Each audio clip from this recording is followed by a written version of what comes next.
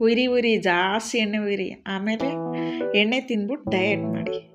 ಬೇಡ ಫ್ರೆಂಡ್ಸ್, ಸ್ವಲ್ಪನೇ ಎಣ್ಣೆ ಹಾಕ್ಕೊಳ್ಳಿ, ಸ್ವಲ್ಪನೇ ಕಡಲೆ ಬೀಜ ಹಾಕ್ಕೊಳ್ಳಿ, ಲೈಟಾಗಿ ಒಂದು ಬೆಳ್ಳುಳ್ಳಿ ಹಾಕ್ಕೊಳ್ಳಿ, ಚೆನ್ನಾಗಿ ಅದನ್ನು ಫ್ರೈ ಮಾಡ್ಕೊಳ್ಳಿ. ಕರಿಬೇವು ಮರ್ತಿದ್ರೆ ಹಾಕ್ಕೊಳ್ಳಿ. ಕರಿಬೇವು ಹಾಕ್ಕೊಂಡು ಚೆನ್ನಾಗಿ ಗರ ಗರ ಗರ ಗರ ಗರ ಗರ ಅಂತ ತಿರುಗಿಸಿ. ಅದಾದಮೇಲೆ ಬೆಂದಿದೆಯಾ ಅಂತ ನೋಡಿ. ಬೆಂದಿದೆ, ಓಕೆ. ಮೆಣಸಿನ್ಕಾಯಿ ಹಾಕ್ಕೊತೀನಿ. ಇದನ್ನು ಕೂಡ ಗರ ಗರ ಗರ ಗರ ಗರ ಗರ ಅಂತ ತಿರುಗಿಸಿ. ಎಲ್ಲ ಚೆನ್ನಾಗಿ ಬೆಂದಿದೆಯಾ? ಓಕೆ. ಚೆನ್ನಾಗಿ ಬೆಂದಿದೆ ಅಂದರೆ ಸಾಸಿವೆ ಮರ್ತ್ಬಿಟ್ಟಿದೆ, ಈಗ ಹಾಕ್ಕೊತೀನಿ.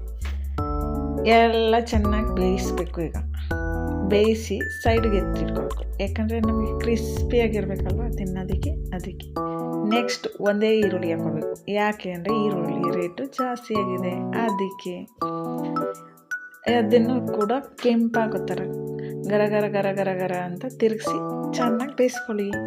ಅದಾದಮೇಲೆ ಒಂದೇ ಒಂದು ಟೊಮೊಟೊ ತೊಗೊಳ್ಳಿ. ಯಾಕೆ ಅಂದರೆ ಟೊಮೊಟೊ ರೇಟ್ ಜಾಸ್ತಿ ಆಗಿದೆ, ಹಾಗಾಗಿ ಹಾಕ್ಕೊಂಡು ಫ್ರೈ ಮಾಡ್ಕೊಳ್ಳಿ.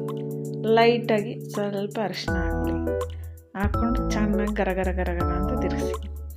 ನೆಕ್ಸ್ಟು ರುಚಿಗೆ ತಕ್ಕಷ್ಟು ಉಪ್ಪು ಹಾಕ್ಕೊಳ್ಳಿ. ಉಪ್ಪು ಹಾಕಿ ಅದನ್ನು ಕೂಡ ಮಿಕ್ಸ್ ಮಾಡ್ಕೊಳ್ಳಿ.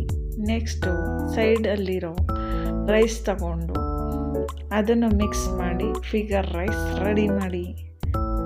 ಯಾವ ಟೆನ್ಷನ್ ಇಲ್ಲದೇ ಚಿತ್ರಾನ್ನ ರೆಡಿ ಆಯಿತು. ಓಕೆ, ಬಾಯ್.